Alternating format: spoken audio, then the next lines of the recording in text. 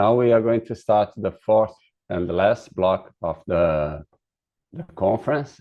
I have to introduce myself, unfortunately. My name is Rodolfo Souza. I work in Metro. I'm the head of the division of information technology and metrology of information technology and communications in scientific metrology in Metro. And now since July, I am the chair of SIN Working Group 14, Metrology for Digital Transformation. Now I'm going to present the last block of this annual conference called Metrology for AI. We remind you that you can ask your questions in the chat during the presentation, and at the end of the block, the speakers will answer, and do not forget to indicate to whom the question is addressed. We inform you that we have shortened the curriculum of our speaker, but we invite you to visit the event website, where you can get more information about each of them. Now let's start with the following presentation: historical perspective of AI and impact on metrology. I will open and try to share with a moment.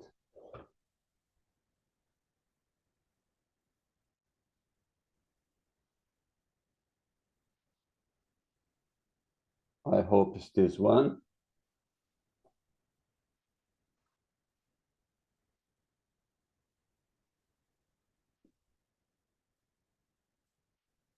Okay. This is more a conversation, unfortunately a monologue, than a presentation. And it's about the story of AI, how it will impact our work and metrology and the whole world in the future. Okay. Since the beginning of the computation, there are two main ways of programming a computer. Two basic paradigms: procedural, the most common in practice, the most almost all of us have already made the programming in this life, and is the programming languages.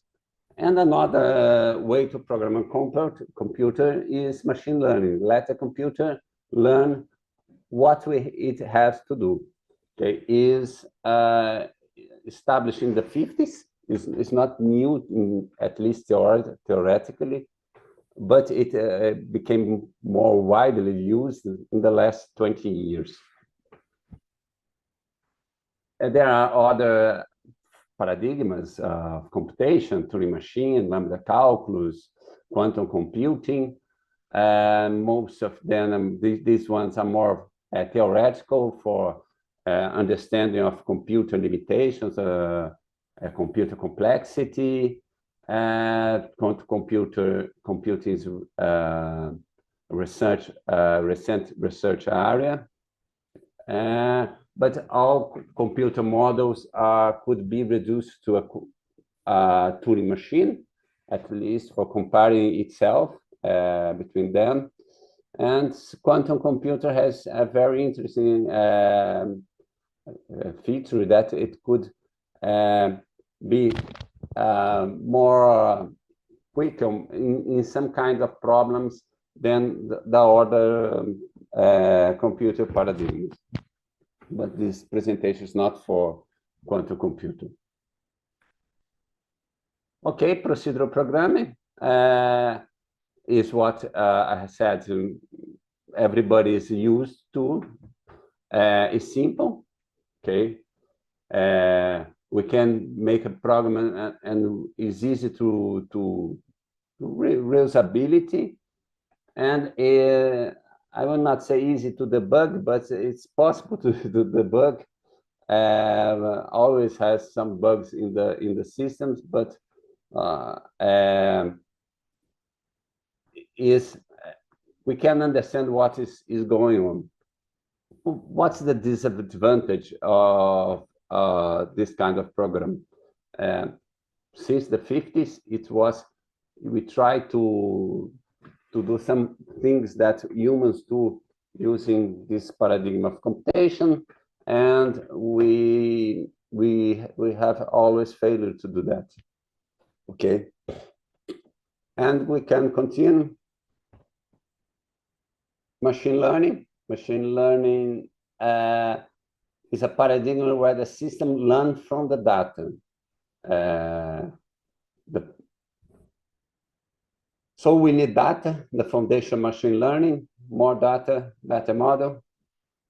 We need some learning algorithms, supervised and unsupervised, reinforcement, backpropagation, gradient descent.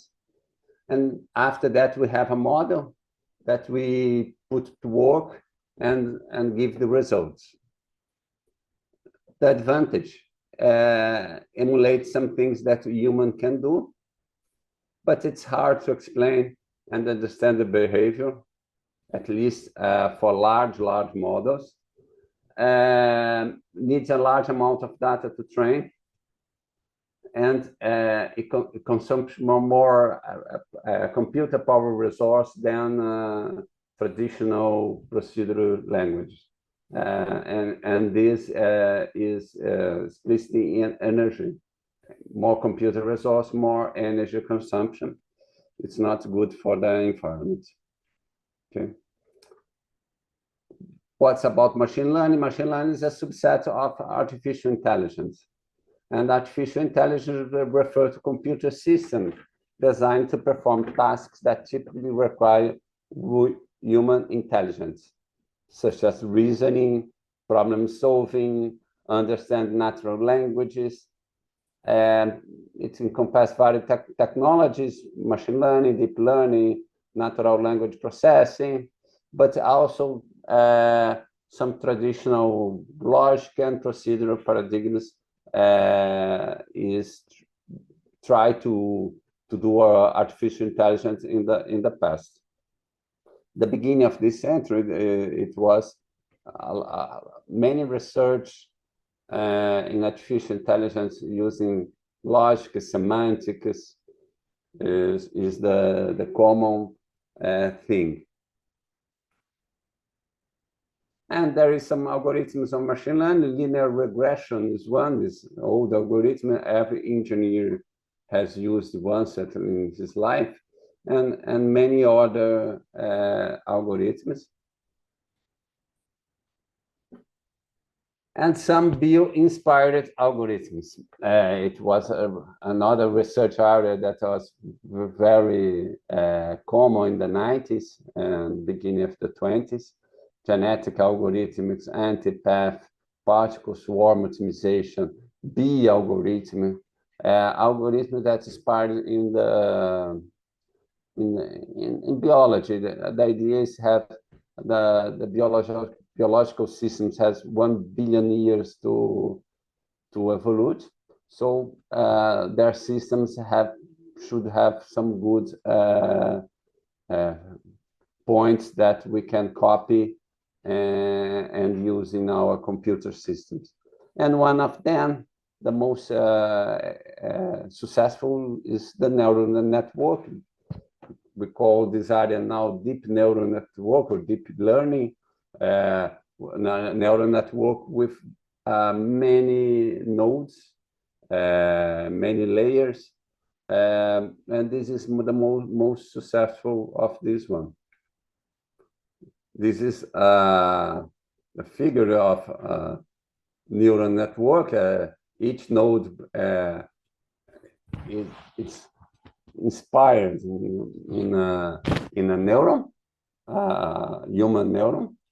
The idea is if our brain is intelligent, if you have to get intelligence, why not copy our brain? But the idea is in the 60s, so the idea of how the brain works is a 1960 idea. And then really what is a neural network is matrix multiplication, not a small matrix, but very, very large matrix multiplications, and that use a lot of computer resources. And then the title of the presentation has a history. We have to talk about the development. And one thing, the evolution of the procedural programming was straight since the beginning. Before Fortran, it's hard-coded in the electronics, the program, okay? But in the 50s and 95, 56, it was developed, I don't know if that's the first, but one of the first computer language that used it until nowadays, Fortran, formula translator. And Lisp is a language for AI in 58. COBOL, BASIC, C, SQL, C++, Python, JavaScript, C#, and there is many other computer languages, many other technologies. All the computer industry from the beginning to about 2000 is this kind of paradigm of procedural programming. And it evolved, but the evolution of the machine learning is not so straight. I will put a small video. I hope that there is no sound. This one is Claude Shannon. Claude Shannon is one of the most important scientists in the 19th centuries, 20th century. He is the father of information technology. He is the one that used Boolean logic to calculate, to make circuits in the 1920s. His Master of Science thesis, and he is one of the fathers of AI and chess machines and everything. At that time, he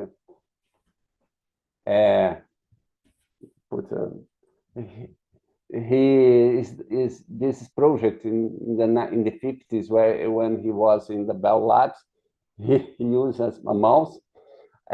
This machine is not electronic; it's electromechanical switch, and it is a machine that learns how to complete a maze, and after he can take out the mice and put in any place of this board, and he finds the way out very easy. This is one of the first examples of machine learning. This video is short. You can find the complete video in YouTube.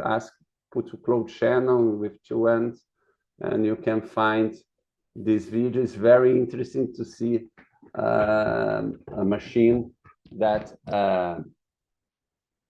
a way to do a machine learning in electromechanical switches in the 50s. But this area, the first paper about this is in 1950 from Alan Turing, is where it was put the Turing test that is famous to verify that a computer is intelligent to now. And at that time, any computer it's called electronic brain. But there is this conference in 1956 where the term artificial intelligence was coined. It's not a good one, but the first neural network, the first neuron is the perceptron in 1958. It's old, you know. But in 69, they see that a neural network with only one layer will not solve the problems. At that time, they don't know how to train a neural network with many layers. And there is a large top of research in this field in the 70s up to 80s, and then returns in the middle of 1980s. Geoffrey Hinton wins the Nobel Prize 2 days ago of physics. Is one of the ones researchers that returned the area. Yann LeCun is the one that developed the convolution neural networks that they use for video recognition.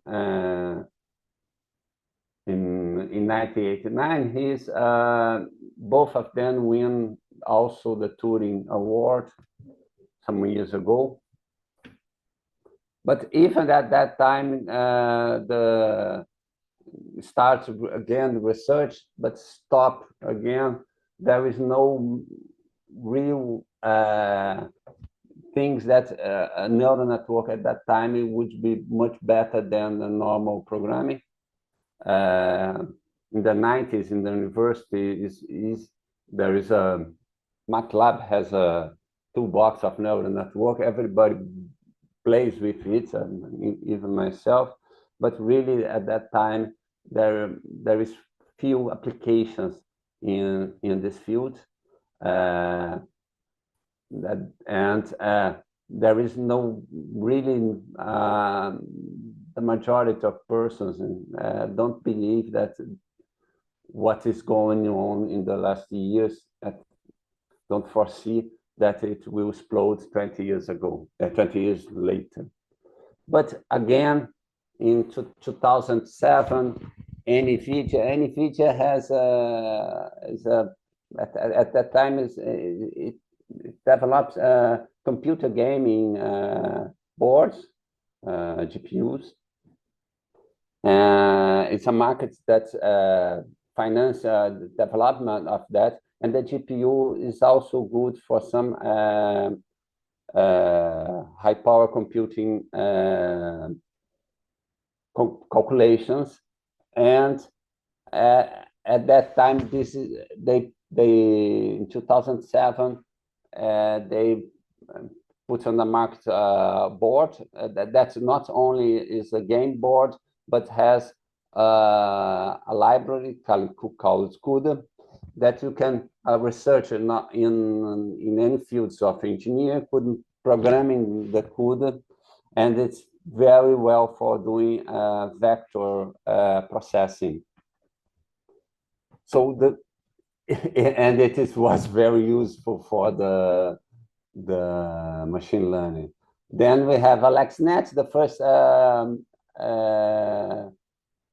first break that proof that it could be useful. The first time that you can put a lot of an image and classify image, take it's cats, dogs, and it differentiates well if it's a cat or if it's a dog. 2012 and 2022, about 2022, GPT was put on the market and proved that an AI system could write a text at least as good as the majority of people. These landmarks prove that it is possible. It will have a lot of applications, machine learning and AI and AI with neural networks, deep neural networks, and a lot of money and research was put in this area in the last few years. We have to talk about hardware. Is intrinsically connected to the hardware. At the beginning, there are vector processors from 1978, the Cray one, and all the family of Cray. But it's hard to program in vector processes. The machine is very expensive. A Cray machine or IBM 3090 is more than $1 million.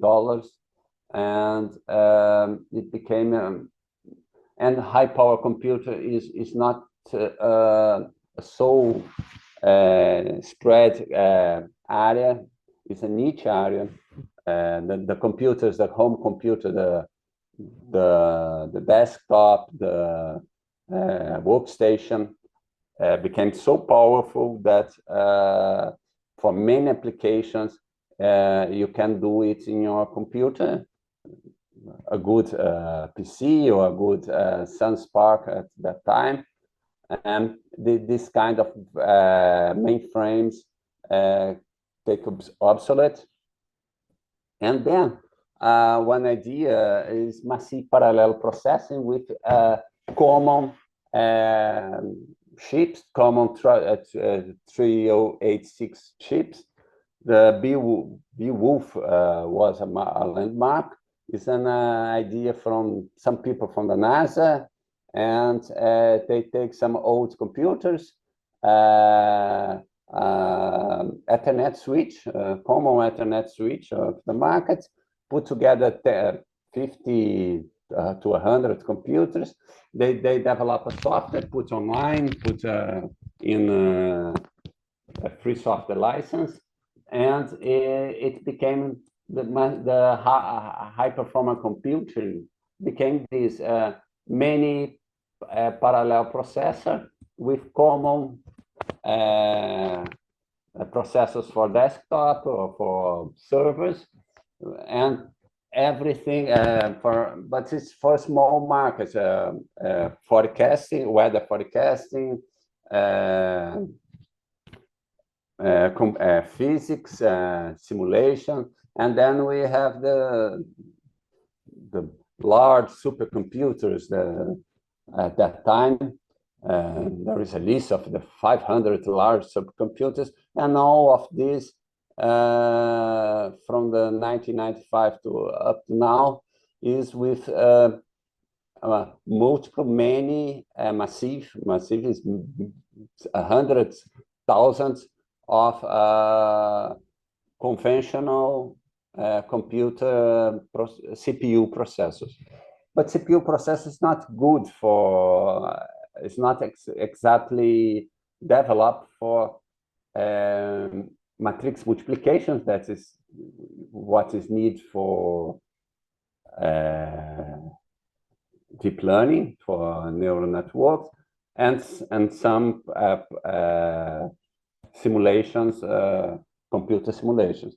Then with NVIDIA CUDA, Google TPU, they return to the vector processor. And it's quite a bit of a mix of massive parallel processing with the chips, the processor has parallels coding to multiply a lot of matrix and vector processing. And where we are now, some tasks with data achieved before 2010, data classification, clustering. It's AI deep learning is used to make indications for buy. Amazon, these large companies, Netflix, use this kind of systems to make indications for customers. We do a lot of data classification, data processing in using these technologies before 2010. Then after that, character recognition. It was hard even to the problem to take a human written and try to make an optical character recognition. It is hard for parallel programming, but only in 2005, 2010 that machine learning algorithms surpassed the common algorithms and became the the way to do character recognition, image recognition, generation of text like the ChatGPT, GPT, voice, sound. It's very recent to generate voice. Up to now, when you have some movie pictures of a cartoon of like Disney films, that the voice is an actor that puts a voice, but nowadays you can generate also very good voice and sounds, music, images. We have some problems yet, some six-fingered hands in the image, and also videos. Sometimes the physics of the video appears, someone disappear, but it's became each year better. Code, generation of codes, and play games, chess. The 1996 Deep Blue is not a machine learning, but at that time it won the winner the chess championship. Forget his name. And also Go is another game that is famous, which is considerably harder than chess. And in 2014, Google DeepMind won the world champion of Go. Some tasks still with limited success, and is the next that we'll have to pass is control robots, self-drive cars, and mathematical and logical reasoning. But a computer this year win from Google DeepMind win a silver medal of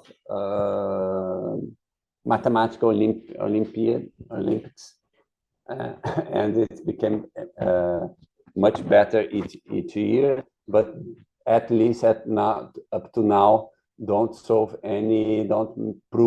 create any new proof of mathematics. This will be a very big landmark.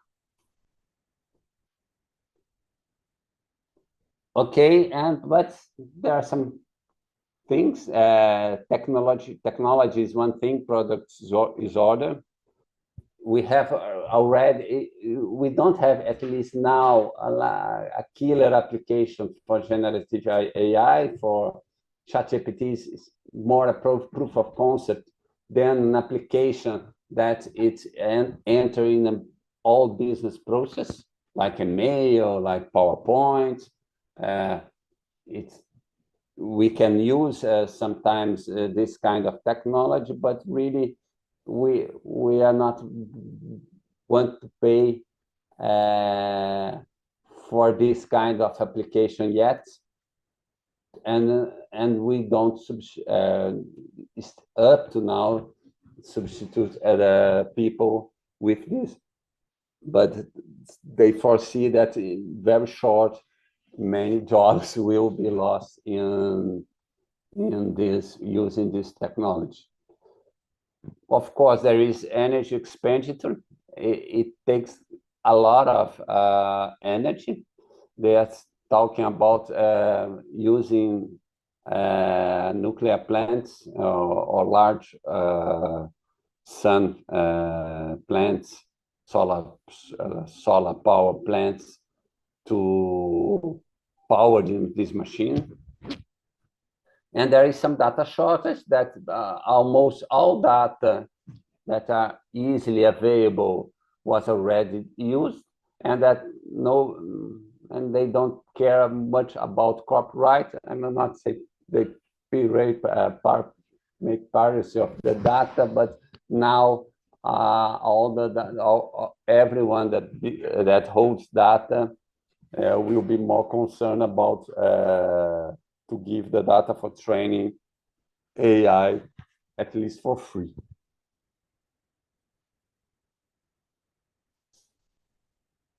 And the scaling law, all the evolution in the last 20 years are more mainly scaling brute force. The technology is more or less the same of the 1980s. No big, no any new big development. And what's the limit? If you are considering using brute force energy, put a nuclear plant to power the AI, the machine, we don't have infinite resource, at least data and energy to go to the limits. But there are some improvements in the algorithms before 2020. Before there are not so many people working on these fields, okay, and then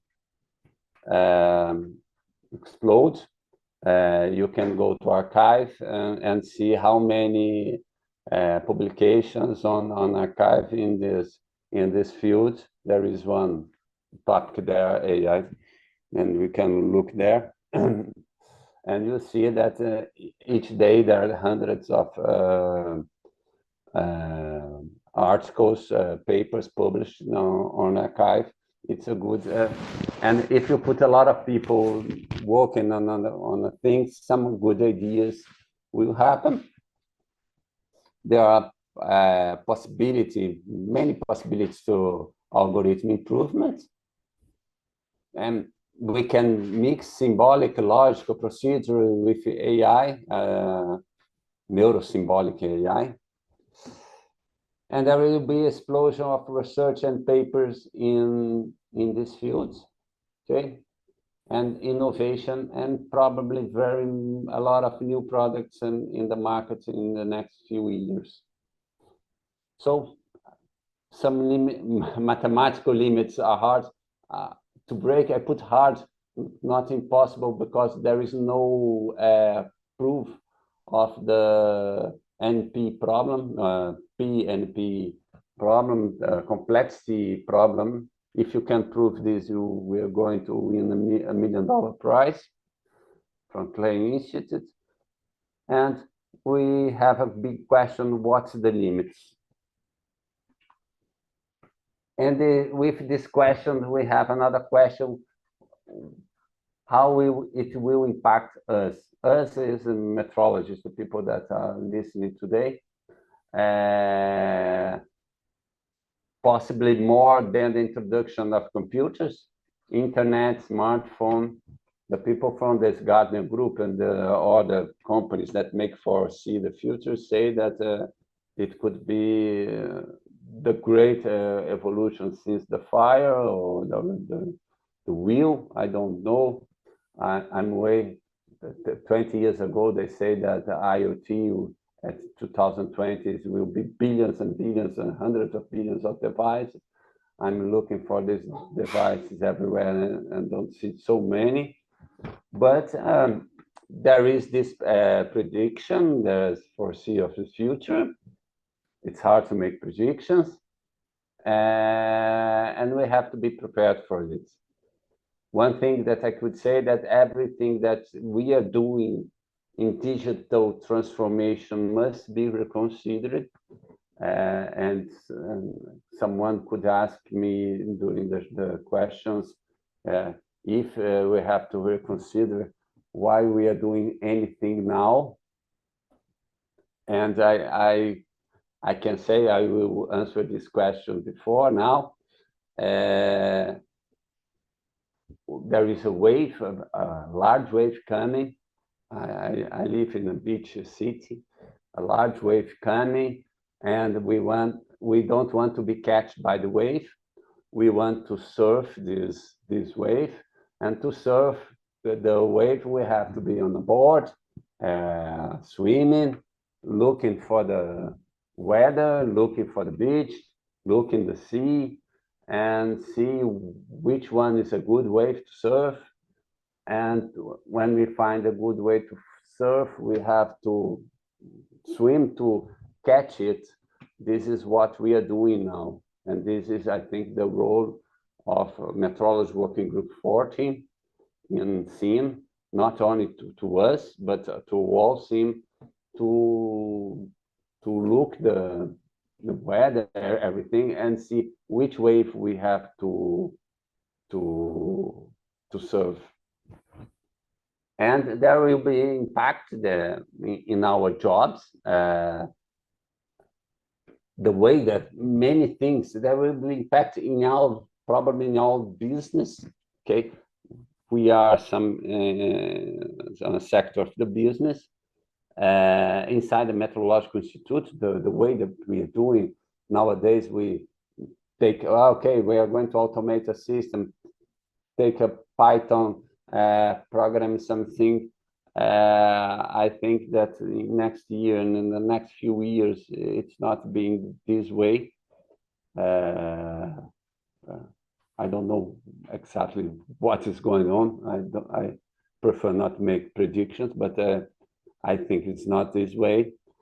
And also, metrology is inserted in the quality infrastructure. Javier talked about the digital passport, the Qualitex event in Germany. They talk a lot of digitalization of quality infrastructure. And there will be a large impact, but really, I could not say what is going on. I hope I only could look and try to be prepared to surf this wave. And also, it was shown yesterday by I can't say his name, but the girl from the NPL.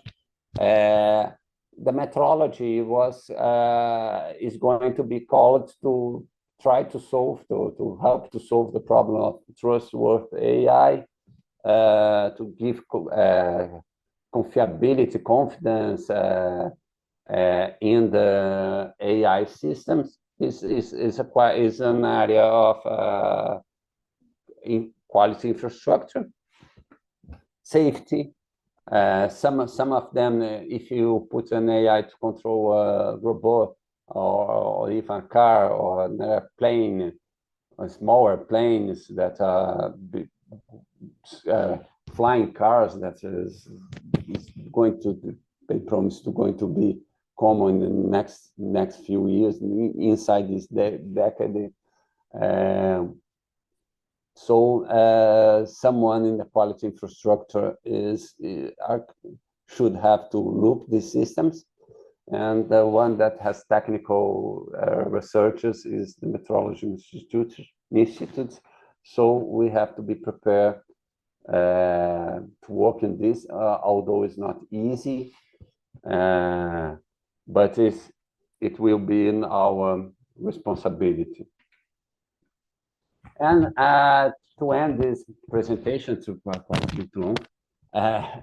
we have congratulations to 2024 Nobel Prize in Physics and Chemistry, John Hopfield, Geoffrey Hinton in Physics, Dennis Hassabis, John Jumper, and David Becker. These two ones, Dennis and John, is from Google DeepMind.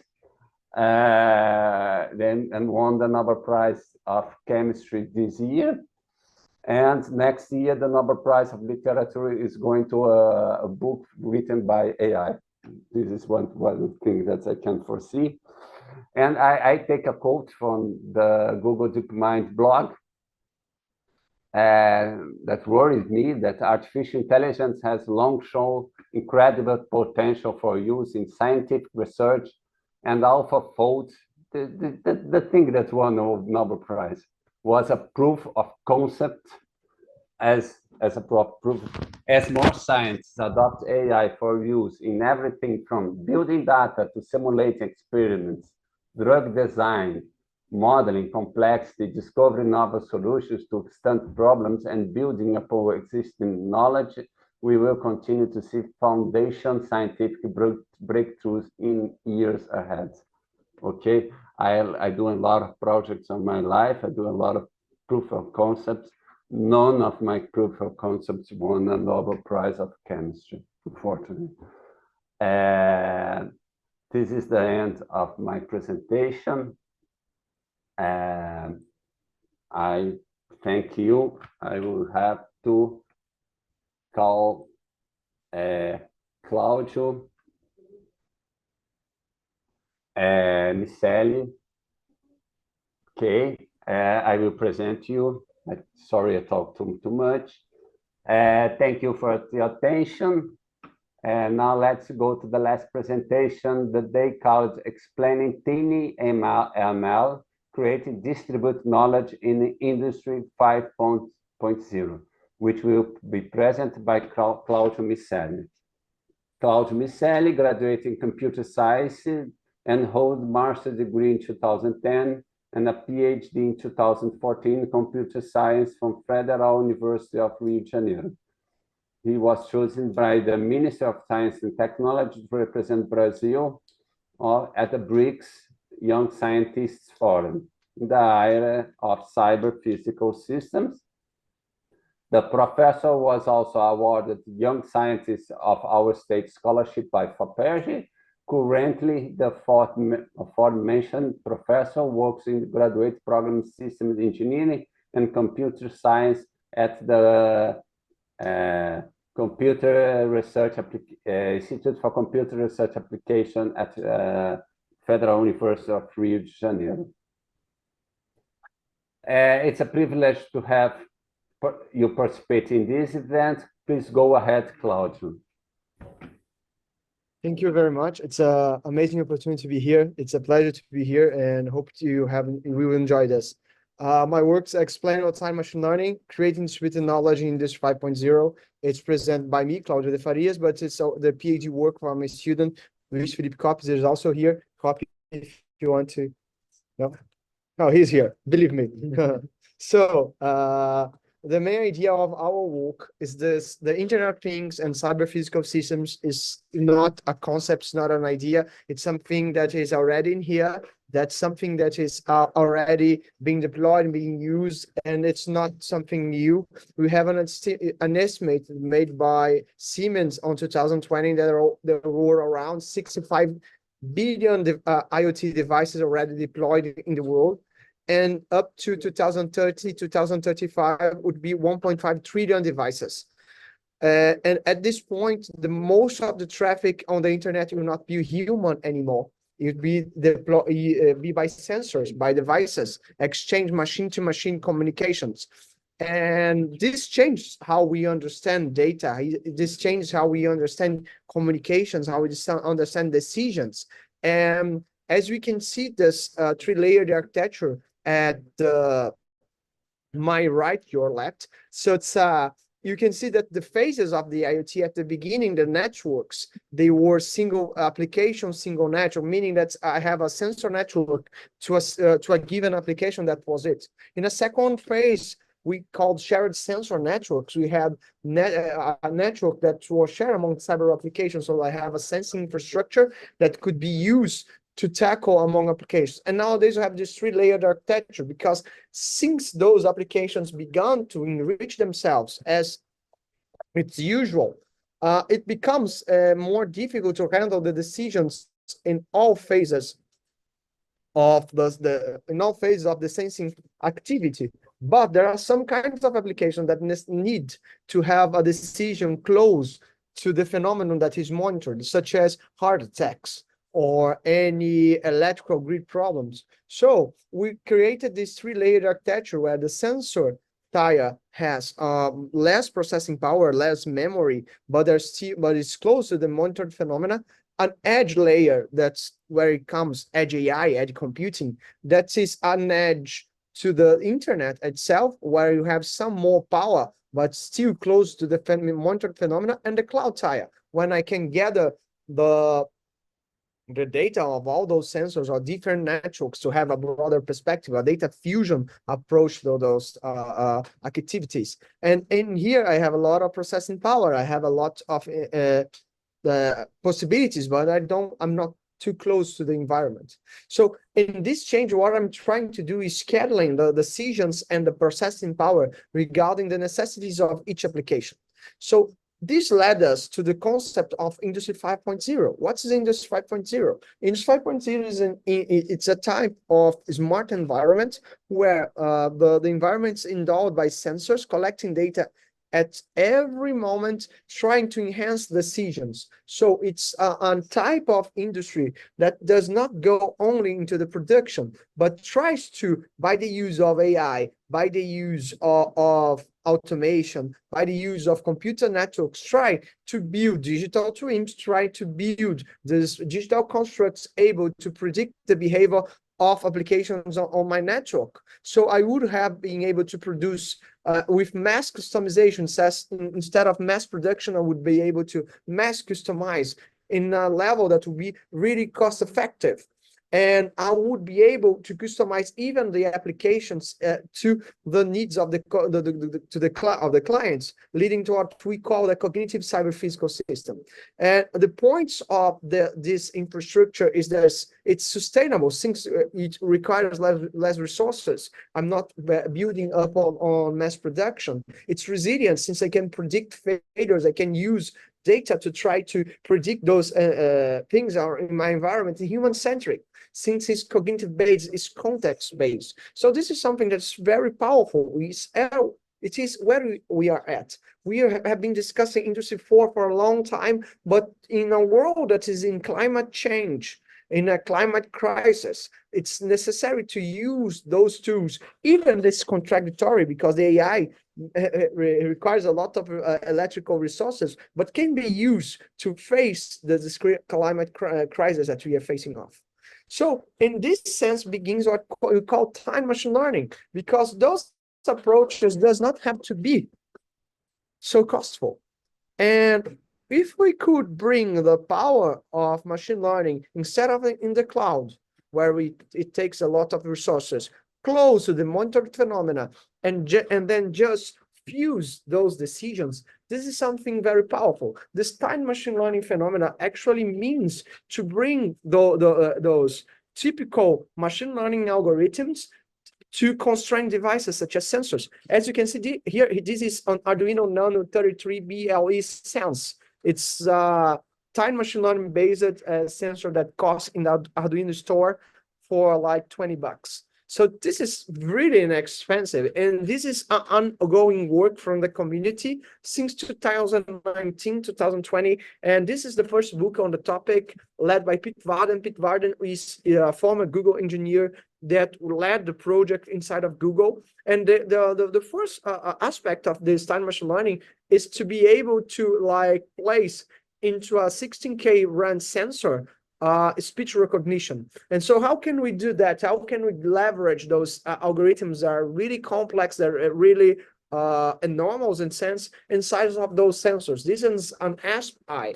It's a sensor for computer vision that you can like do face recognition with it. It's truly inexpensive, truly not so powerful. So the steps that we require for time machine learning is to share to conquer. So in this, the training phase is very similar to any other phase, but we have these three steps: the distillation, quantization, and encoding of our algorithm. The distillation means to share, to break the knowledge between several sensors. In this way, we are talking about distributed knowledge. So if you have 1.5 trillion sensors, they are collecting data, but not only collecting, but correcting, but deciding, that's giving us insights of our world, then we are able to, even if we break the summarization of this knowledge, it's truly, truly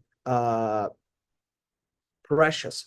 And another part is to quantize. Since most of those sensors are like 8-bit, 16-bit, we use 8-bit, 16-bit processors, we can cut the level, the precision of the data. So we can, like, for instance, have a temperature data at 34.7 and go to 35. And this is a quantization process, is to cut the data into a simpler format. But then you can say, but Claude, this is not good enough. And I say, for a single sensor, no. But imagine that now I have so many sensors collecting this data, then I can use not a temperature measurement, but actually I can take like a temporal data, temporal analysis, a serial temporal analysis of this data, a series of data of unchained of allocated sensors. And actually, I can do something else. I can do what we call a semantic level change, where I can get this data that's a feature that's like a temperature and turn it to the decision. 34 is okay, it's too hot, turn on the air conditioning. And then by this, I can decide after the training to prune my network. In other words, to cut the points of my neural network that are not being used. In this sense, I will be able to compress my neural network, as Rodolfo has said, and then encode it into as an image to the sensor.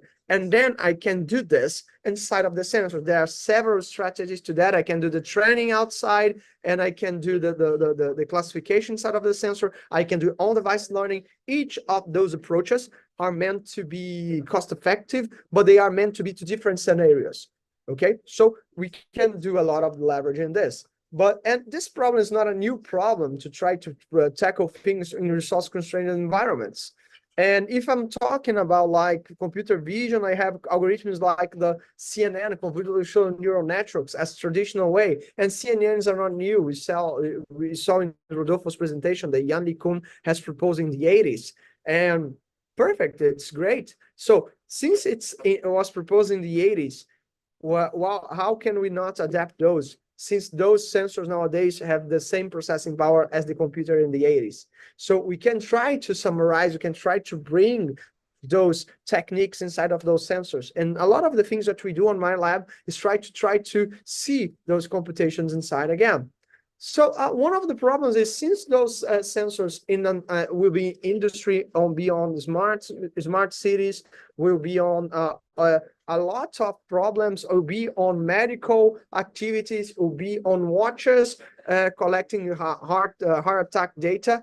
Those methods, those algorithms have to be explainable, have to be trustworthy, have to be resilient. And in this sense comes what we call explainable AI. Explainable AI, it's a trend that has like 6 to 7 years, I guess, discussing how can I explain, now gaining momentum in the last 6 to 7 years. Now, how can I explain the decisions of those ML algorithms that I can do? Like if I'm in the hand of forest, it's easy. But if I'm in a neural network, how can I trust this prediction? So, and how can I know that my data is not being attacked? Imagine that you have like a farm, and I'm trying to attack your sensors to think that there is no plague, there is no problem in your crops, and there is. How can I identify that some anomaly, and the anomaly is not a problem in the sensing data, but in an attack? So context matters. We have to understand that the context matters, and each application, each scenario where a sensor is brought up has some underlying context that is important to take this on a thing.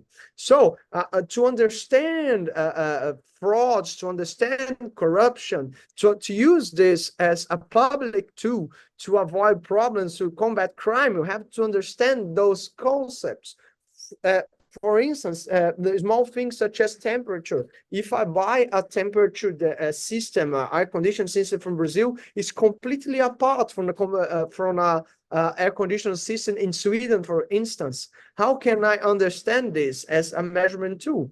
So what we are trying to do, there are several approaches trying to use explainable AI algorithms nowadays, where we can have a lot of advantages, but where the interpretability all usually cross the accuracy. As you can see, the traditional algorithms that regression is pretty easy to interpret, but deep learning, it's usually too complicated. And what we do with most explainable AI techniques is try to adapt, to bring forth like in deep learning techniques and to try to find a regression that kind of looks like it. Sharp line algorithm try to bring this gap between interpretability and accuracy, but it's kind of lame actually. They don't do a good job. They are better than nothing for sure and have been used a lot for sure, but they are still not there yet. We haven't found. So methods like live, and they are extremely computational intensive, lacking robustness for scalability. And when I talk about 1.5 trillion sensors, I need explainability. Is a distributed knowledge inference machine. Is the biggest, the greatest distributed database ever done. So while we have explanations for model prediction, they do not have comprehensive insights into our decision-making process. So explaining, there have been some other approaches using knowledge graphs recently, knowledge graphs and knowledge fusion approaches to try to do RAGs in order to explain this basis of evidence that results in our inference results, but they are still not good enough. So what we have been developing in the last few years in the lab are machine learning heuristics for those sensors. Why we are using heuristics? Because we didn't find polynomial solutions good enough for every case. So those heuristics, they may be context-based in the sense that I can apply, bring for each application some steps of binarization, some steps of evaluation of our algorithms. And in those steps, we can bring forth the discussion what we have been doing. So the steps are pretty easy. I can either have a data set available or I have to generate a data set. This is pretty common when we talk about like digital twins. When I'm trying to use it, temporal series to bring forth some kind of discussion, sometimes a physics neural network, physical neural network, or an element of physical data. And from this kind, I would try to use the context as the data type that I'm trying to binarize, that I'm trying to evaluate. If I'm taking like quantitative data, such as temperature, or I'm taking like qualitative data, not like a decision or something like this, I'll try to binarize this in groups. Why binarize? Because then I can compress. If I'm compressing, I can clusterize those things into groups of understanding, and then I'll try to do dimensionality reduction. What this means that I'm trying to break into groups that I can actually explain. Instead of mapping a raw complex phenomena by the inference machine, I'm trying to bring like how I achieve the result for each of those features that I'm trying to evaluate. And that's I can score those features by the relevance on the data. And then I'll place I would generate the heuristics, the rules.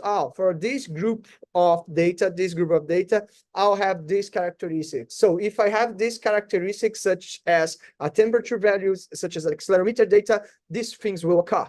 And then I can reevaluate. So this iterative process for each new data that comes, if those heuristics are still valid. So I'm trying to classify, to bring a way to form clusters of characteristics that will explain my data.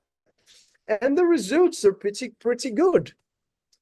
The results are pretty good for some given scenario. And that's something that we have been using lately into Rio de Janeiro state to combat crimes, and to combat frauds, and to in smuggling and things like this, do indifference and weights on trucks and things like this. So I have data, I'll try to customize, and I cluster those characteristics into different partners, into different groups to evaluate. So what I'm trying to do is, in those characteristics, brings these things that make no sense, and I will conclude there are frauds. And that's the idea, to try to break a big problem in several small problems, giving the context of a type of data, and bringing inconsistencies in those data to us. And those things will be like red flags for us, those inconsistencies. For instance, to turn a air conditioning system in the room. The room is empty, but the class will start 15 minutes and not working for load of energy. If students do not arrive on time, there's a chance the next class will not occur. So I can start from those things to build the same knowledge graphs that I said before. And as I build those knowledge graphs by each of those score systems, then I can form a way to bring those decisions forward and to go back that led to my decision. And this is what we are trying to do right now. So this is the topic of my group. I try to be as fast as possible for us to have time for discussions, and I think it's important.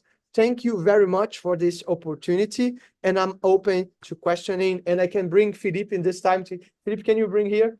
Then you can be shown at the university. Philippe also works with Metro. He is not advised only by me, but also by Professor Fernando Rushi, that works in Metro with Rodolfo.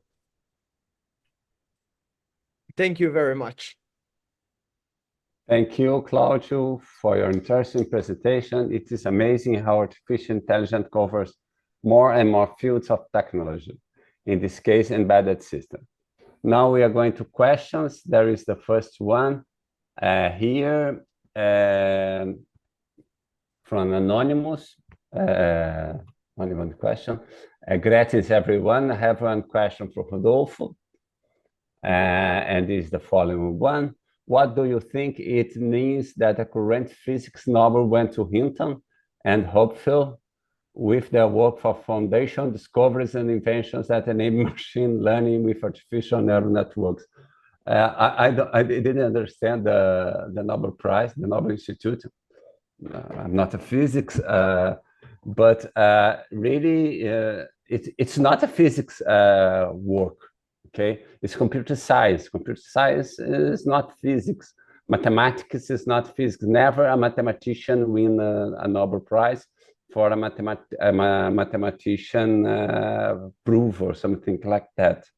I don't know if Google make some ask the people from the committee to go to take tea and put Gemini to make the Nobel. But as there is something interesting, the Nobel Prize of Chemistry today is for two people from Google. One of them is the head of Google AI, Demis Hassabis, and it's really a chemistry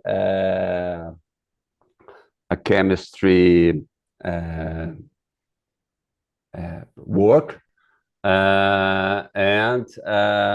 it's very recent. I think it's a publication of last year,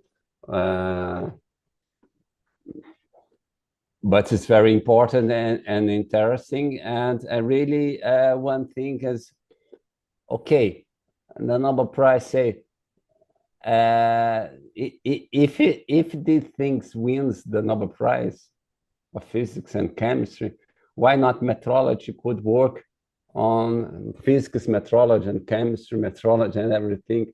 It could work and try to evaluate these systems. If it is a physical system, we could use our tools that we use in metrology in physical systems in this kind of systems. This is one area of trustworthy AI, and it's possible.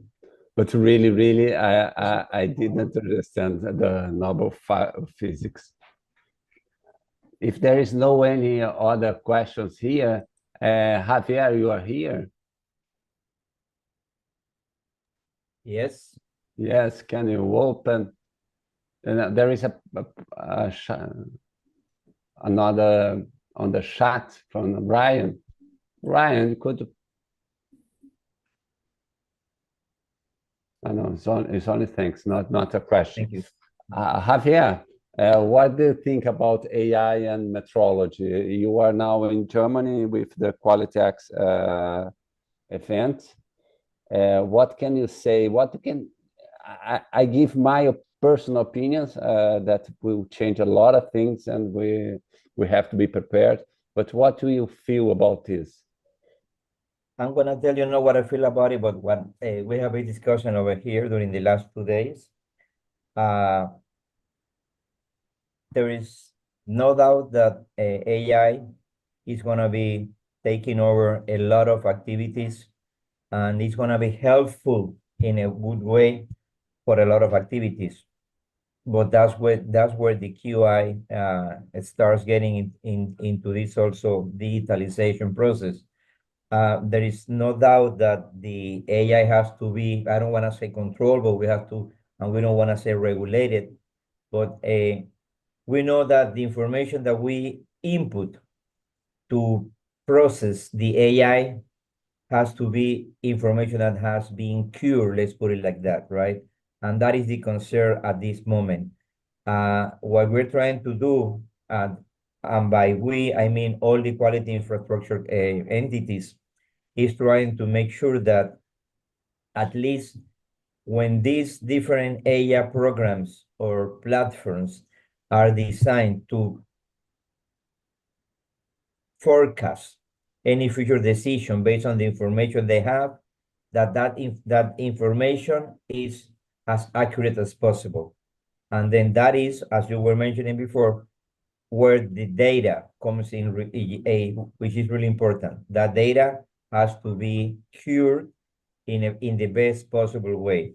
And that is what we need to worry about right now. That to me is the like a summary of what we have been discussing over here. Even here in Germany, we will say PTB and BAM and all these 5 different institutes that they have over here in Germany, that we consider them more advanced than us in terms of each individual organization.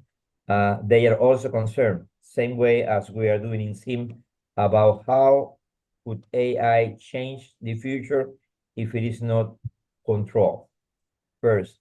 And second, I have to say, and I was gonna saving this for the end, but I'm gonna say it right now. I really have to congratulate all of you guys, all the ones that has been working in the M4DT groups at this moment, Edwin, yourself, Rodolfo, in the past, Diego, Hugo, and all the members of the M4DT, because one of the things that I have seen right now, being over here, and not commented by me, but commented also by the same members of the PTB and related organization over here, is how the same region is so involved in the digitalization process. And this is an example. They do believe that even though we don't have the resources as they have in Europe, they do believe that as a group, the same region is the one that has advanced the most in terms of integrating all the members in favor of digitalization. And that is a job that it's been done because of maybe we were the first one that had the M4DT group as a group.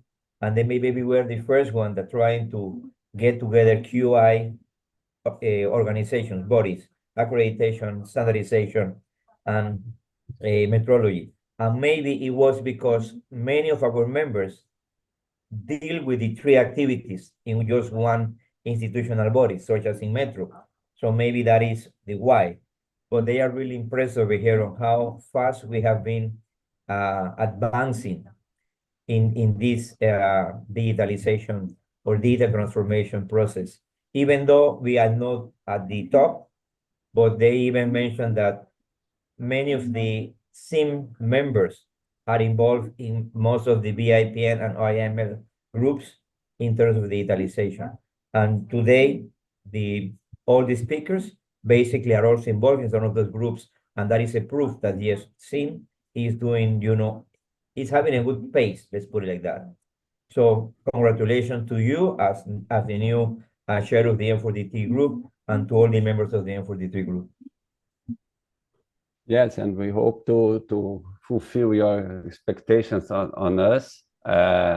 We have a hard time the next few years.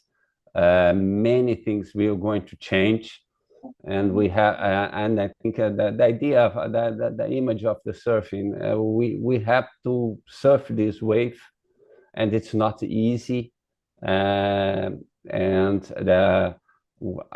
it's not only for M4DT group, but I think that we have to work for all SIN and SIN region meteorological institutes, the NMIs in the SIM.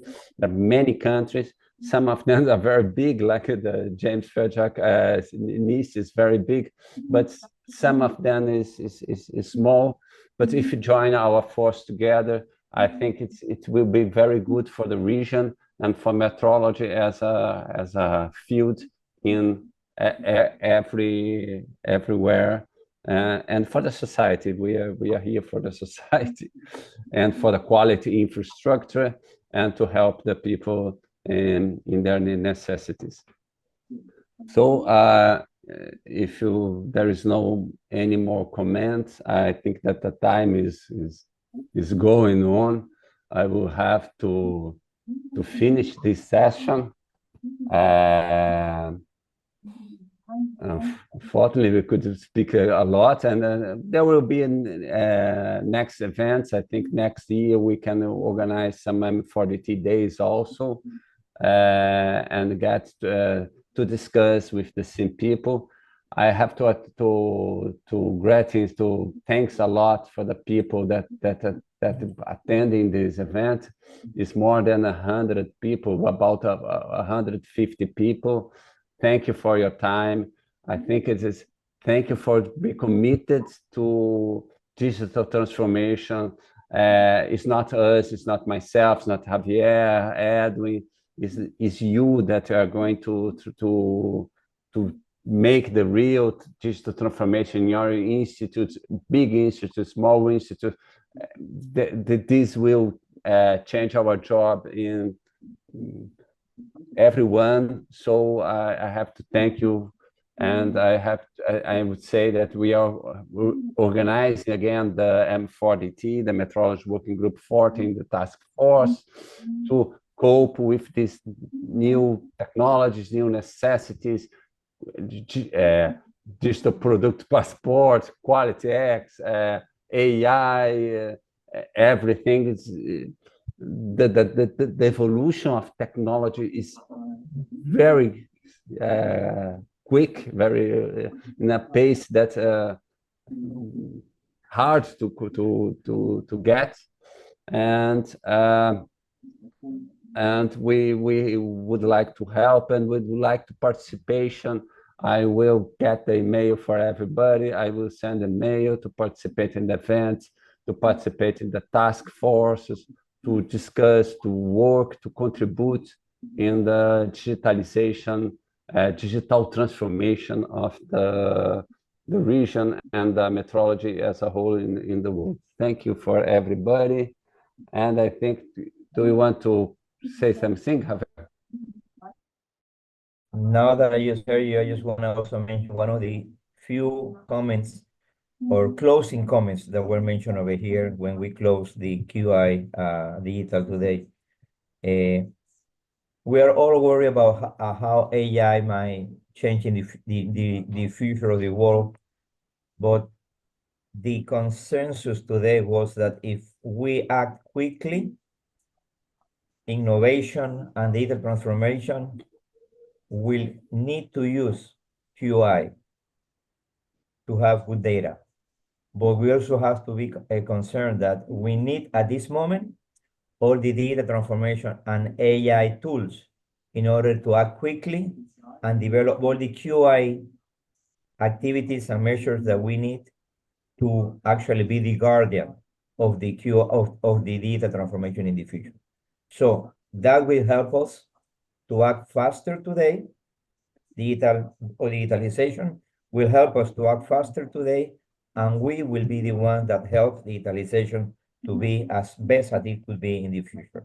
And that was one of the conclusions of the workshop here today. So it depends on us, as you were saying, on each one of us to actually make this a reality in the future. So thank you. This concludes our 5th annual conference, Metrology for Digital Transformation.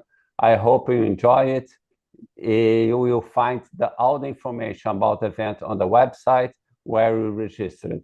Many thanks to the moderators and exhibitors who participated yesterday and today and make this conference possible. See you in a future event.